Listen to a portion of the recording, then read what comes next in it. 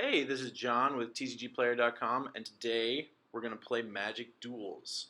We're going to build a mono-white deck, but first we're going to get started with the interface and how it works. So we're going to go to card collection, and right now what we're looking at is all the cards that come in the starter pack.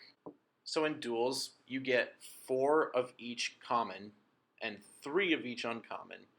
That's how deck building works. You don't get to play with 4 of every card. It goes, you get to play 4 of each common, 3 of each uncommon, 2 of each rare, 1 of each mythic.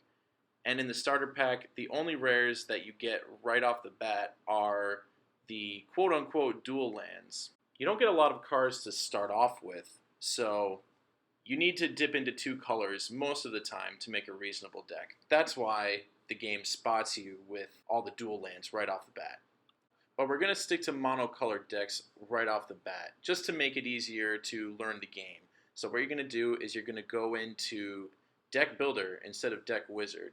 Since we're building a mono-white deck, we're just going to start by filtering for white cards and artifacts. That way, we're not seeing a bunch of clutter. I prefer proactive decks to reactive ones, so I'm going to start by just slotting in all the aggressive cards. We've got Kinsbale Skirmisher and Elite Vanguard for our aggressive white cards. And we're going to slide over to the artifacts and grab Perilous Mirror and Juggernaut. These are the best of the aggressive cards we have to choose from, but we're obviously a long ways away from being done with the deck. So we have to figure out what the color is dragging us towards. What do the cards within the color want us to do? The presence of Heliod's Pilgrim and 2 separate auras that pump creatures means that we're probably looking at an auras theme, so it's easy to slot in the Heliod's Pilgrim given that it's just a good source of card advantage that white wouldn't otherwise get.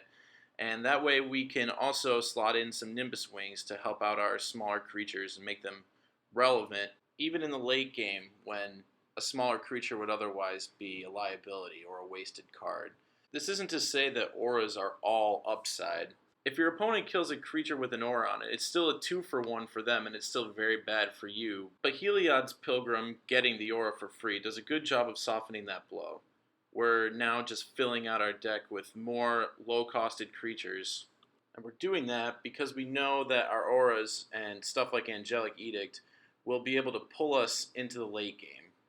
So now we're just going to add our planes. All we have to do is drag 1 in, and we can adjust from there. Go up to 23, and that's our deck. All you really have to do from there, go down in the bottom left corner to My Decks and click Save Changes, and you'll have a deck, and now you can play. This is John Kapora signing off for TCGplayer.com. We hope you enjoyed this video and that you'll tune into the next one.